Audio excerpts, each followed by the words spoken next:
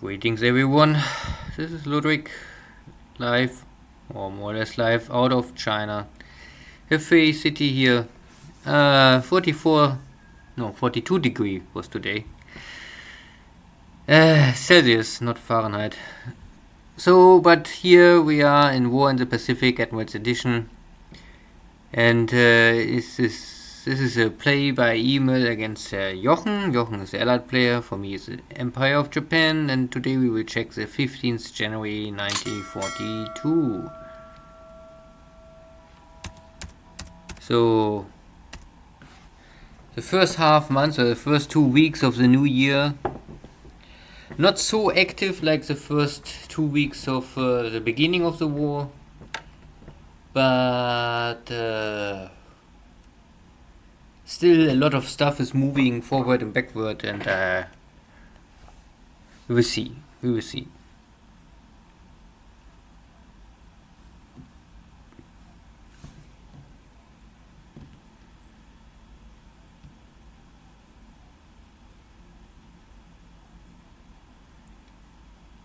So Jochen moved out some of his Malayan British forces to retake and reconquer and re-enslave the poor people of Malaya.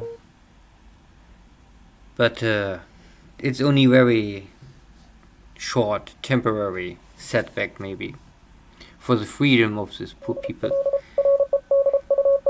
Thai forces and Japanese are coming soon. This is one of my standard cargo ship, I would say. Nothing good, nothing cheap. And the American submarine failed here, but we are in deep water, so there's no real hope to really hurt the submarine. And yeah, nothing happens.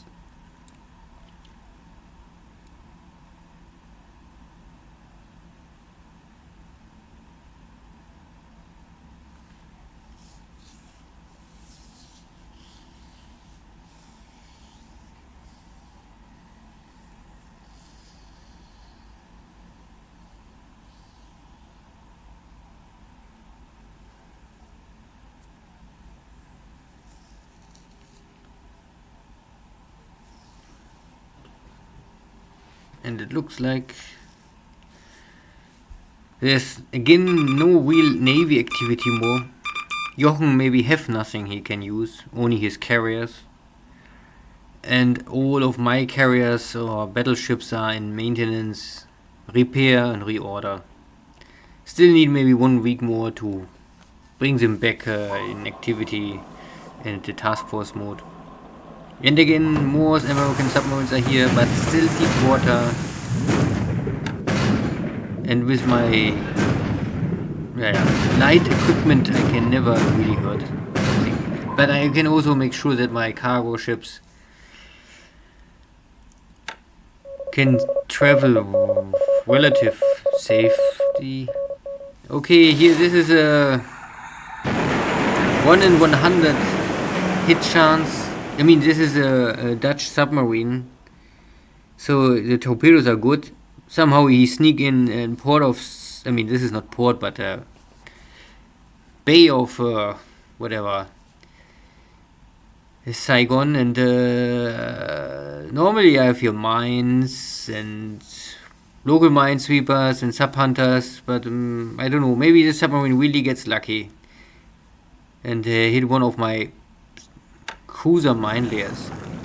This is a, let's say, a more cheap cruiser mine layer, but still it's some ship I would normally like to use to mine my ports and maybe mine something else. The value is only, I think, 3 victory points, so nothing really hurts.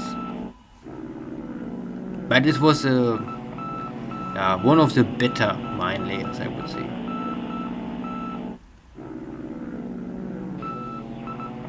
A lot of scouting, still far too many Catalinas here in the air.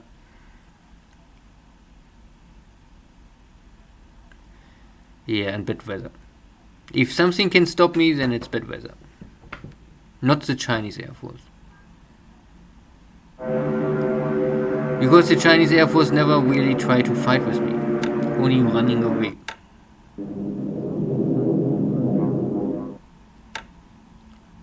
Again, no enemy.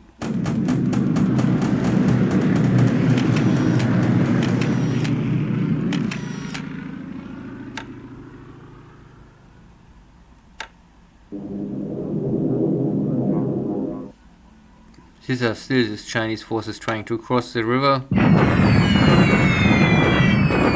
all I can do is slow them down. More I don't must.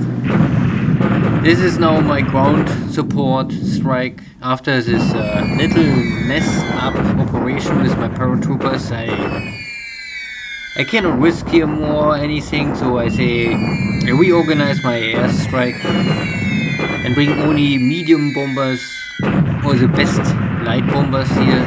The T-30 can transport 250 kilogram bombs, so I concentrate all my efforts to create here now the victory and take over the base. And you can see that my ground strike completely disabled the enemy forces. Not destroy them, but disable them, and this is already half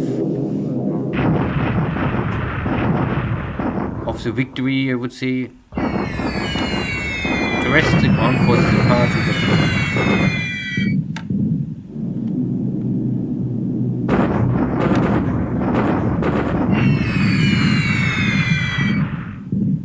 Also slow down, slow down, slow down.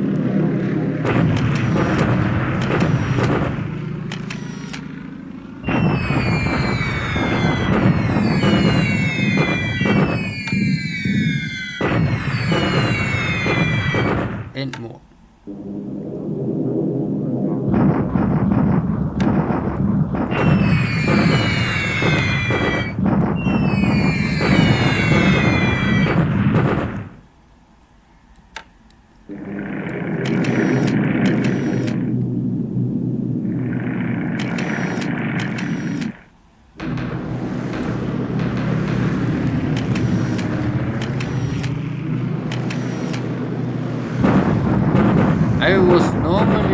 I expected normally that Jochen tried to cover this hex because it was very clear that I have to attack here with all my forces.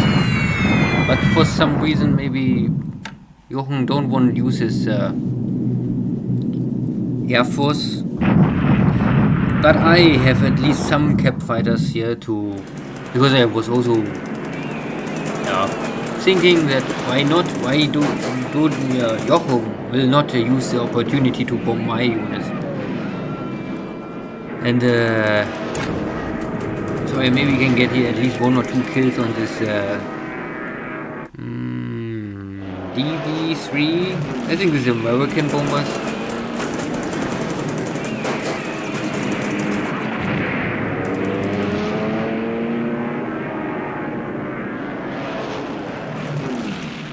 And yeah, they're falling apart easily.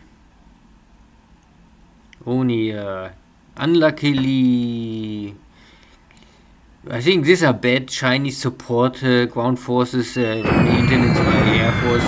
No real Japanese engineer will be so weak that my Zeros have problems.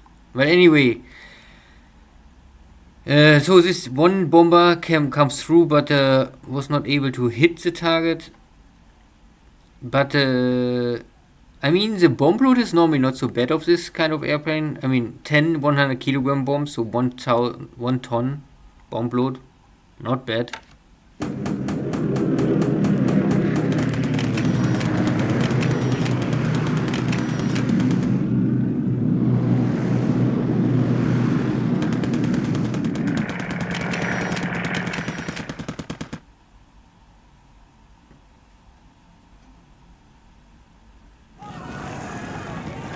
And something sunk, but it was not Japanese.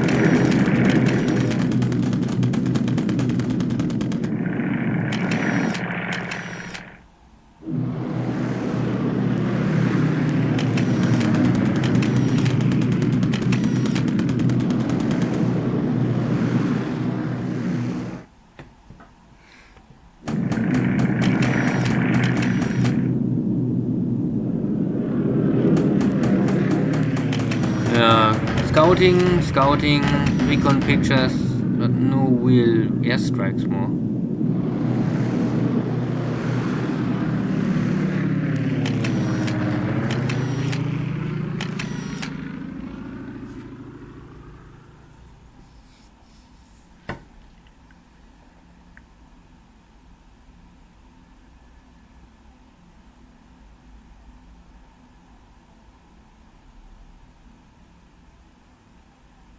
And my cruiser battleship formation, it's normally not the typical formation I use, but I had not really anything better to do, and I want to get rid of the scout planes in Port Blair.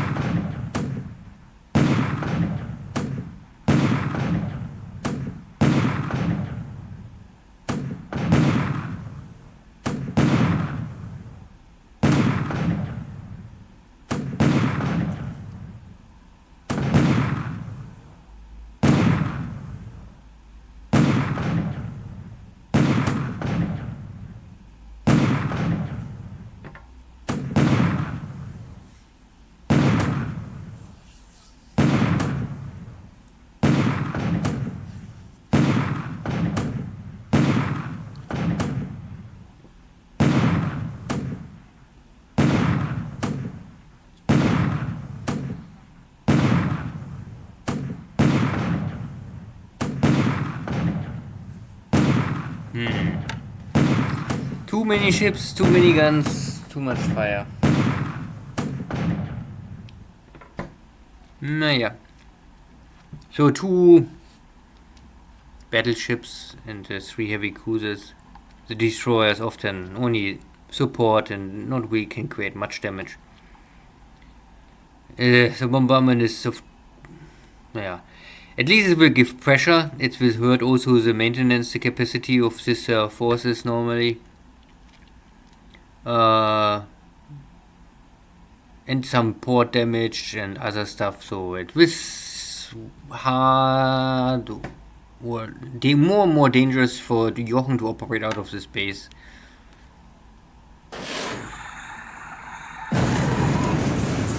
And for some reason there's a Mark, I don't know, is this a Mark 10 or Mark 14? There are some American Mark 10 submarines which really can make damage. No, cannot see here. So, but anyway, one of my patrol boats go down again. So I don't know, I think this is maybe patrol boat number 3 or even number 4. So, a little successful, Jochen. And this is now the very late but now coming invasion of Guam, simply because in Saipan there's a Navy Guard unit spawning, I think 2 or 3 days ago, and I was waiting for them. And I also upgraded my APD, so my upgrades APDs just finished. They pick up a Navy Guard unit just spawned some days ago, and I must bring some other stuff here. So I also don't believe that Guam is really any important. You must take it, but I must take it in the first 4 weeks. So we're unloading troops, and maybe with a little luck can take it next day. Sometimes I say 1 or 2 attacks and then it's enough. And here also some Dutch bases pick up, only to make sure there's no damaged ships trying to repair or any secret submarine base or anything like this.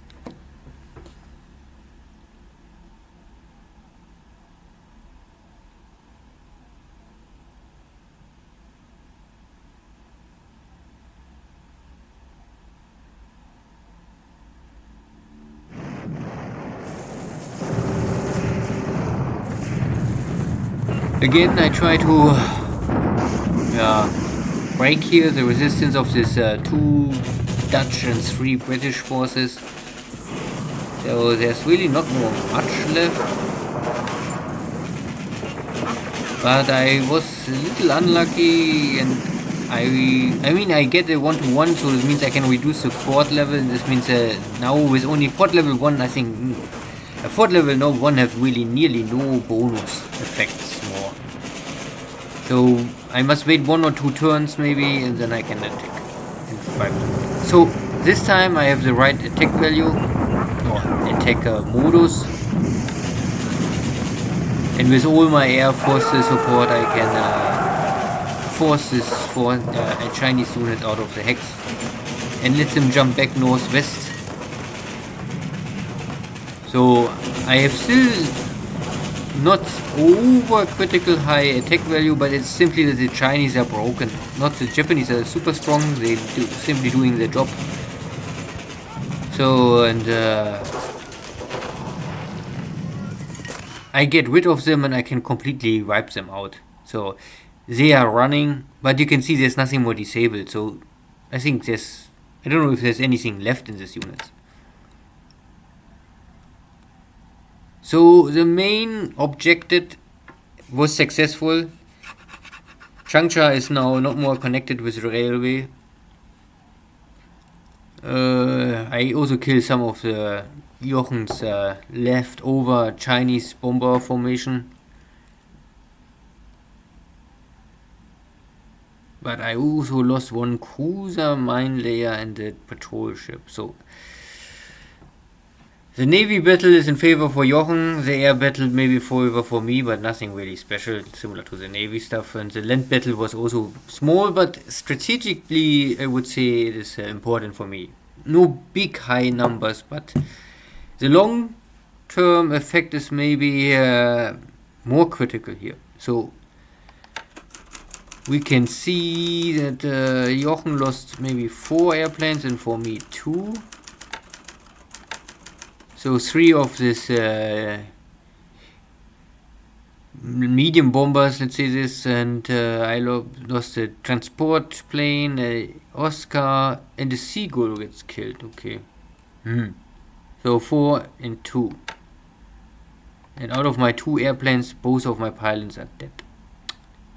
Can happen, but unluckily. Ship sunk, so these are these 2 ships I lost today. This is a standard patrol ship. I more or less use only this kind of patrol ship now. They have higher victory value, and so means they hurt. Well, the loss of these ships hurts me maybe more. Their anti-submarine attack is a little higher than the victory point 1 ship, but it's very similar. The equipment is the same. The biggest difference is that they have much more range. These other ships, they always have only a range of 1100. And this is really only for a very short local patrol. And 4000 gives a ship much more range. So I simply like more using 4000 endurance ships for patrol. 2100 I use normally for local minesweeper or local mine tenders. Good. And this is a cruiser mine layer, so the same value. And this is really a cruiser mine layer, so they don't have anti-submarine equipment. And this ship can really do nothing. It's only good for mining some ports. The biggest problem is I have no mines more. I consume all my mines already, and the production rate for mines in Japan is small. So both ships points for Jochen, but no real impact. In China, there's no real change. We blocking us in Xi'an. I reorganized some troops because there was some units in this attack formation belonging normally in the center, but somehow I missed to take them out. They arrive here and then I realized, why here these are wrong units, and then I sent them back now. Because I took Hengyang, the railway is now broken or interrupted. Jochen can only use here this highway now to support Changsha. This is still possible, but it will slow down the supply flow already. And I bring in my 4,500 attack value. And after I took here the base, I will maybe attack, because this will give more and more pressure. If I attack here, then Jochen is not able normally, let's say, hard for him to bring his forces out of the position.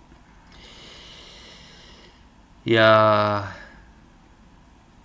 we'll see.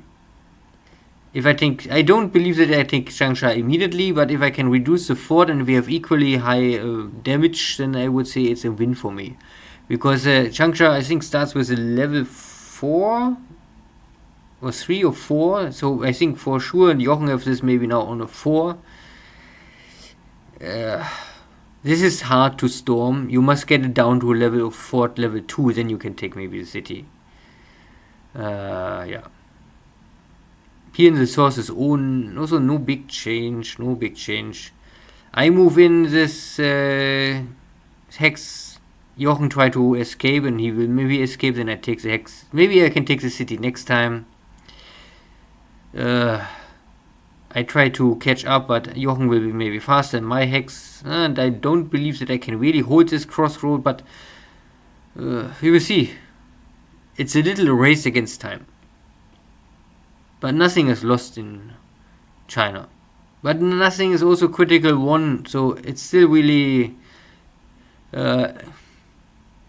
both players can win, or we completely block each other. No change here in Malaya. I can only see that Jochen move up this way and he move up this way, so I bring some Thai forces down here. Thai forces also coming here, so Kota Buru gets a block force. I will bring from Georgetown some Thai forces to Taiping and block it here, and then I can use my Japanese forces here to wipe out what is left, take the base, and then I go back. Because once I take the base, the Japanese have nothing more to do, the rest the Thai force can do. This attack was a failure, but still possible. The attack value is... It is okay. I can maybe wait one turn and then... Maybe I take first Kuxing and then it takes the base. So 2 turns maximum, and then I think this is now also very close to get the victory. Picking up here some bases, organize some fleets. I bring more cargo capacity to this base because I have here some land tube forces. I want transport, but I don't have really good cargo ships here now. I also waiting for my troops here from Porta Princesa operation, because the Americans gets defeated here before, so I bring them also down. I reunite here everything, and then I will start to pick up maybe here the next bases. It's still only a side show. The big battle will be here in Clarkfield. I bomb more or less every turn if possible, if the weather lets me. Bomb the airfield.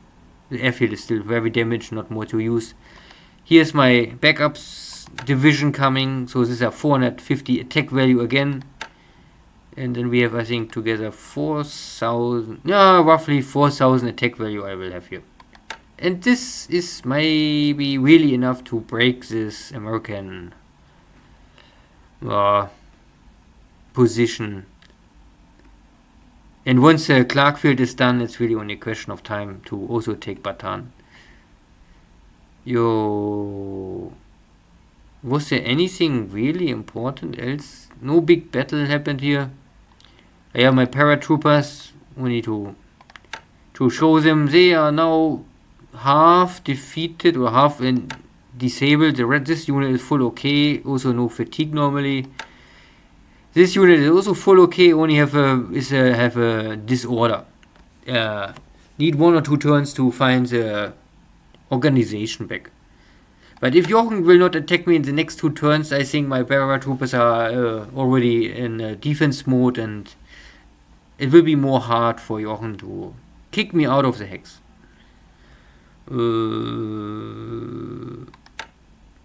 More stuff. My first line of defense to protect Japan has detected up to now nothing. So no carrier fleet, no surface fleet normally arrives here. Submarines, of course, can always sneak in. It's impossible to really close this for submarines. But the surface fleet normally cannot enter without detection.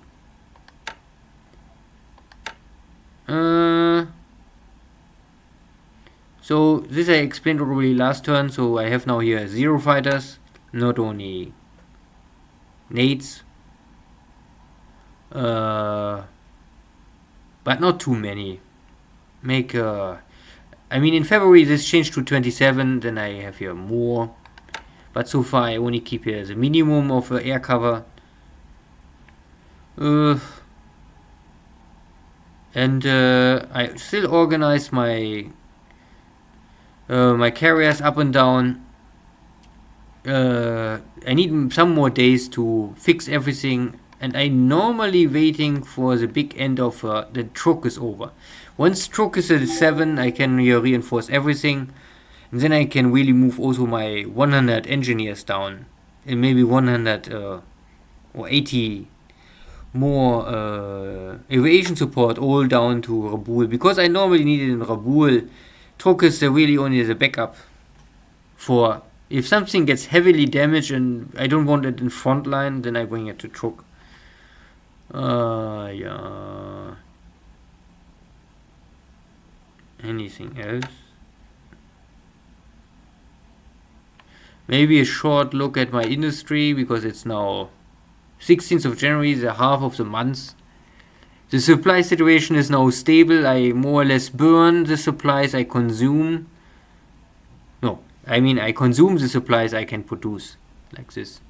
So my industry is good enough now to fully maintain the status quo, but I still lack the production of oil. Here's some engine information. So I will be in 2 days. I can finish the first R&D bonus for the H60. So we will switch from October to September, and you can see the pool numbers of engines are still only around 190. Here still these a little longer, 93 and 200. But the 200 is also stable. I produce 2 more engines per month, but I still ramping up, I think, the air production. Oh, okay, the zeros are now at a maximum. The Oscars still get 1 per turn, so I only make 1. But at the same time, I also upgrade still the torpedo, the Kate. And the Kate also needs the H35. So the upgrade or improvement of engine capacity or output is consumed immediately by the output of airframes. So it's a plus minus 0 change of airframes now so far. Yeah, and you can see the zeros are at 110, and Oscars are also very close to 110 per month. So 110 zeros per month, 110 Oscars per month is I think my production rate, and I don't think I really need here much more first. If I invest here too much, it's all consumed supplies, and I really have not more supplies left to waste here everything. This is scenario 1, not scenario 2. So here you must really keep always an eye on your balance sheet and know what you're doing, or you end up XTRG game, check it, then you understand maybe the difference. R&D, no big change. Slowly coming up here. But I think first end of the month I have here maybe 1 factory done. And this will normally maybe have not really impact. This roof, I don't need so much. I only use them to get this R&D faster done. Also, A6M3 is a land-based zero fighter. I don't need them, no.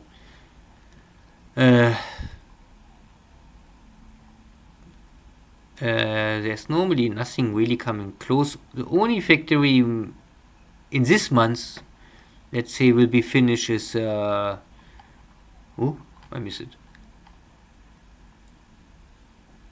Oh. Grace? Oscar, Helen. Ah, yeah, here, 27. So the Helen, there's one factory. I think the game starts already with 20 with this, or 21, 22, I don't know more.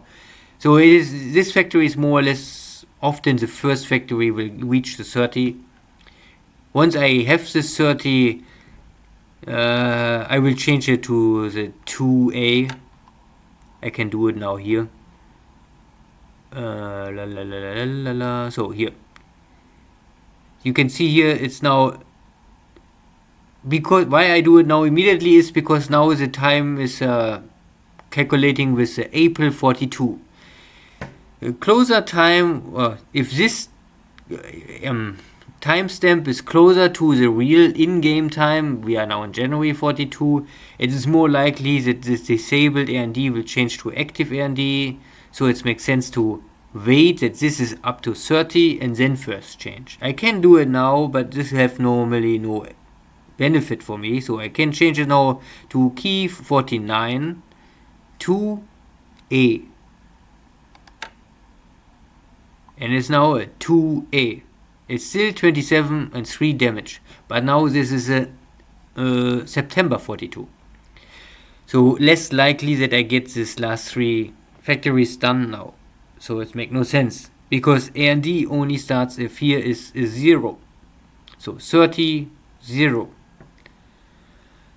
Once I get, and also if I keep it 20, I mean if I get this 30 done, I normally must change it to 2A, because to keep it on a 1A will also not give me any benefit.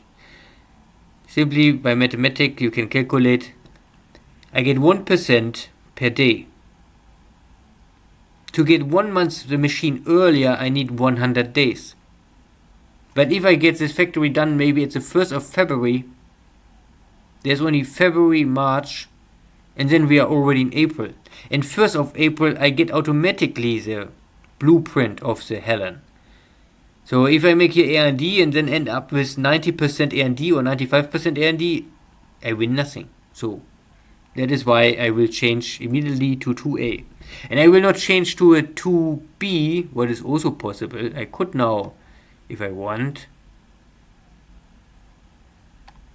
here's 2B. The 2B have a little better machine guns for protection, but it's not a big change. And the big difference is this is now September 43. So if I want this airplane, it's much harder to take it, to get it done. So I can do it. I will make it now. Zack. Now it's 49 2B, but far in the future. Good. Anything else is normally here very far away and make no sense. And this Helen is based on the engine 34. It also makes sense to change it to a 2A. I have more time to ramp up the engine pool, because I can get out of one factory 2% per day, but only if I get the engines, these engines, to a pool of over 500, and now I am at 993. There's no airframe under production with the engine of 34, so this is all of these engines I produce now, and you can see there are 3 factories with roughly 130 or 120, soon maybe 130 engines per month.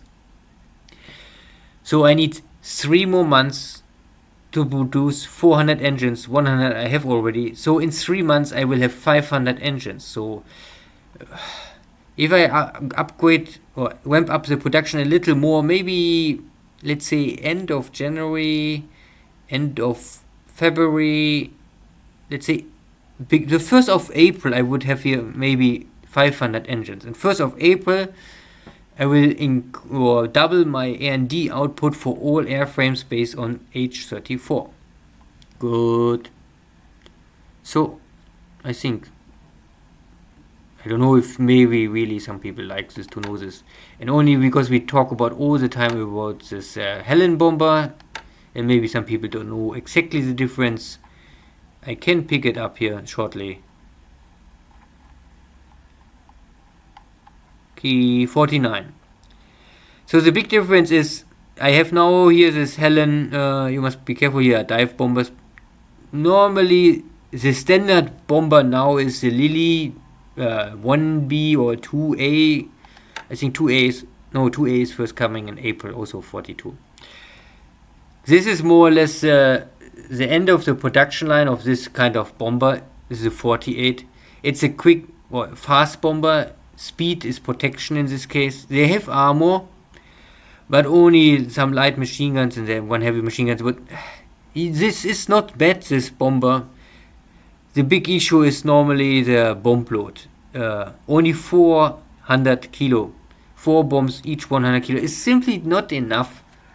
Maybe you can use this kind of bombers for skip bombing or for Navy, but I'm not so sure if this is really the best.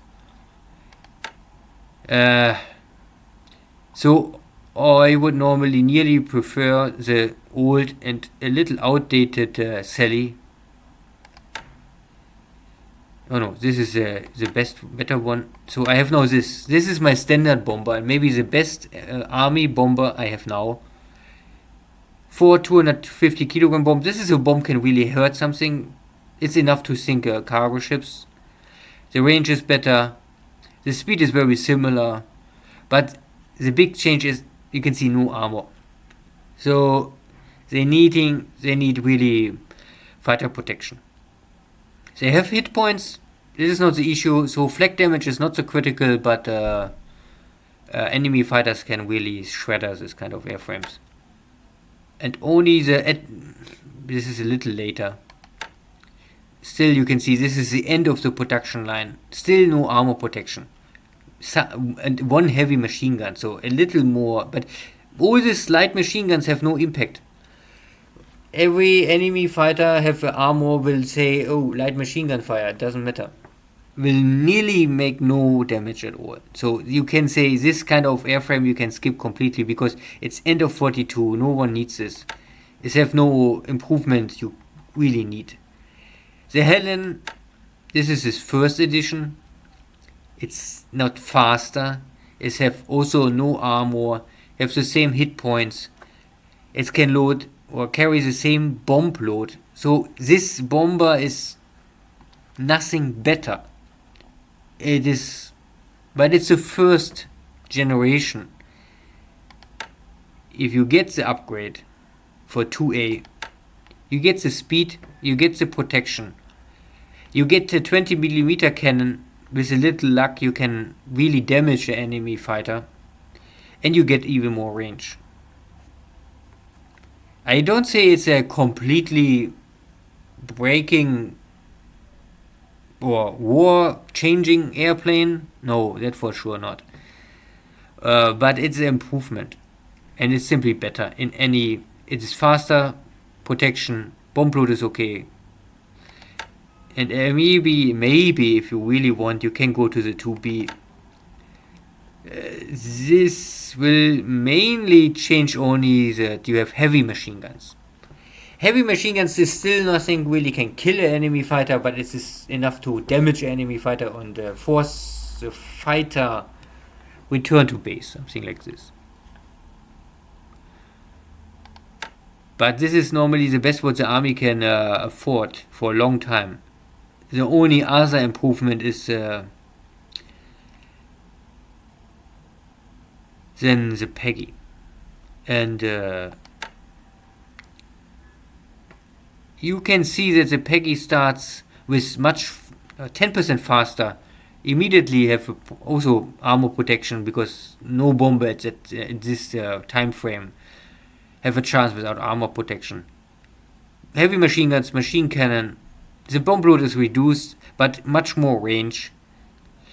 But it's a really endgame bomber. So if you play Japan,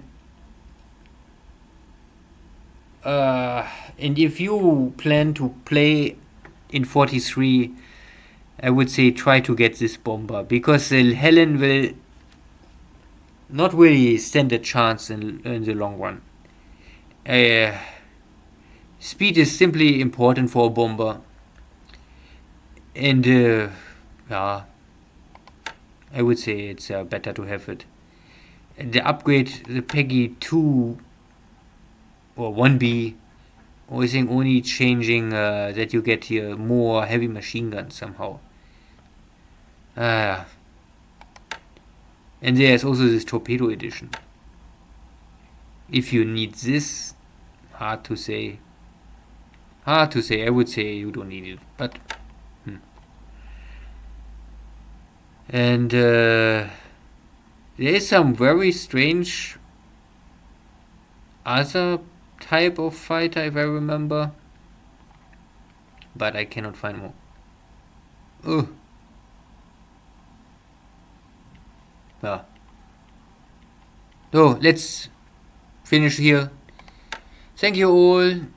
See you next time. Take care. Bye bye.